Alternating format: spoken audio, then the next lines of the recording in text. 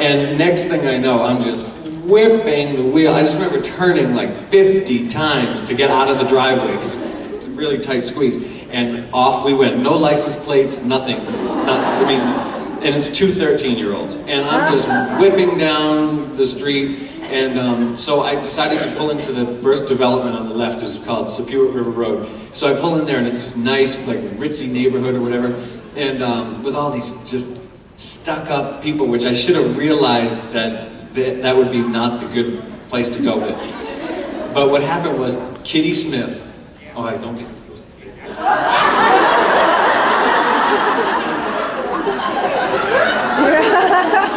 She lives at 16 Shell Drive. She used to have big, beautiful flower beds. But there's dual tire marks. You know, the big back wheels. Oh, that was my... Well. Anyways, so I had gone down there, and I had friends in that neighborhood, so I went and I called... Actually, I don't even think I had a cell phone back then, so I pulled up to their houses and just honked, and I think they knew it was me. But I first picked up Heidi and Amy, what? I picked up Heidi and Amy, these two girls, the first ones I picked up on the route, and I pulled up to their house, and it was dark out too, but first I put on my yellow. And then I put on the reds, and they came out and hopped in the bus, and they were like, oh my God. But then we went down the street and picked up Adam Conway and Ryan Hill and Adam's brother. There was about 8 of us in the bus, so we were just having a good old time. I had the radio on, but I was, you know, a responsible driver. I swear to God, I was a very responsible driver. I even did an emergency evacuation. I was like I pulled off onto the side of the curb, so one tire was up like that, and I even designated 2 people in the bus. I was like, okay, you 2 man the back door. So we did a full-on emergency evacuation, which was too funny, but not so funny because Mrs. Kitty, she heard the emergency evacuation going on, and she saw the bus and it had the lights on and stuff. So she knew it was me instantly and called the police. And so she said that Andrew Hallett is out prancing around the village in an unregistered, unlicensed school bus, and I think that he should be stopped. So I was on my way home after having all that fun, and they were waiting for me at the end of my driveway with a cruiser. So I had no choice. I had to pull off the side of the road. But the cop came up and was like, you know, he's like way down there. And I remember like opening the sliding window. Just remember, I was trying to act so normal. And I was kind of, you know, yes. And he was like, license and registration, please. And I was like, well, that's gonna be, I don't know if I can do that right now. And I remember him being like, why not? But I still think he was toying with me. And then he goes, well, you do realize that the bus doesn't have any license plate on it. And I was like, you gotta be kidding, what? I was, son, God, I just put that new bracket, I knew it was gonna fall, I'm sorry. I said, back in that development. And he goes, well, what were you doing back in that development? Because like I said, it's like a really ritzy neighborhood. I go, oh, I was having the exhaust looked at. And he goes, there's a bus, you know, repair shop up in there, is there? And I was like, no, but one of my friends, you know, he's a mechanic, and he told me to bring it by his house after work. So, and also on the bottom, like, of the bus, underneath my window, it said Hallett Bus Service, which I had put on there, you know?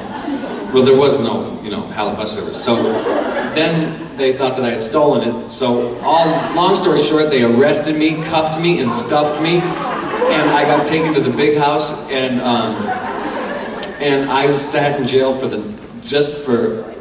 it seemed like days. It was probably a couple of hours, but I remember this one funny story that I found out years later was that Mary Ellen and I can't remember his first name. Whoever, the Dr. Lachlan, he was a veterinarian in town, and they were having a dinner party that night, I guess. And so people that were on their way to the Lachlan's house, I guess all showed up at Mary Ellen's house and said, you wouldn't believe what we just saw. A school bus driver was getting arrested right in town. I wonder what happened. And Mary Ellen was like, wait a minute, is he a young-looking driver? She's like, yeah, really young. Marilyn was like, oh, they got him. Bill, that's his name. Bill, they got him. So yeah, that was my bus thing. And then I remember when I was sitting in there, I was terrified because my father is nuts. And the cop came down into the holding cell or whatever, and he was like, good news and bad news. And I was like, okay. And he goes, your dad was just here, but he was halfway down the hall and he turned around and said that you should call someone else.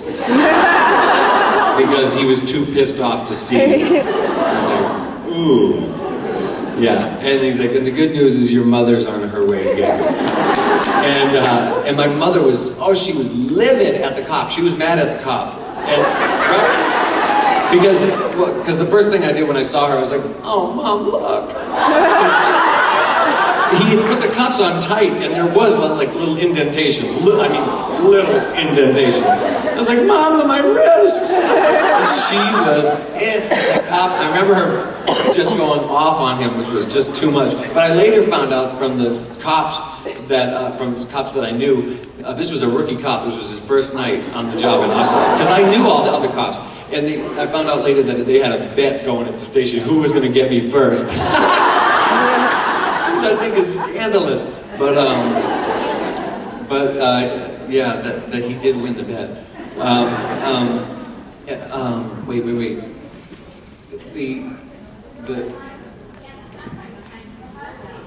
She didn't get, nothing happened to her. But, well, first of all, when I was pulling, she asked what happened to the girl in the front seat.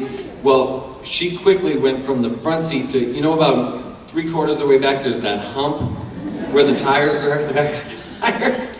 She was hiding behind that seat, like on the floor, because she didn't want to get caught. But evidently he had seen her prior to me pulling over or whatever, and so he said, is there anyone else on the bus? And I was like, no, just me. And then he was like, are you sure about that? And then, I had to say it, but he just let her stay there and do nothing. And I remember getting carted off, looking out the back window, and it was dark, and I remember it was like, like a sinking ship, and she just sat there, she was like, I hate her, I really do. Oh, that's terrible. Yeah, that's my bus story. There was one more piece to it though. Thank you.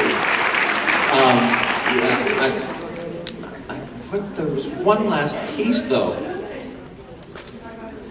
Yeah, no, there was one last piece I wanted to say about it, and I can't remember what the heck it was. But I'll think of it and we'll come back to it. I sold it to a guy named Harry Laurie, and he carts people back and forth to Boston with he bought a moving, he has a moving company or something or other. But my dad ended up having him in jail like 2 years later. He did, which I thought was too funny. I was like, the curse of the bus. Everybody's winding up in prison after this thing. Hi.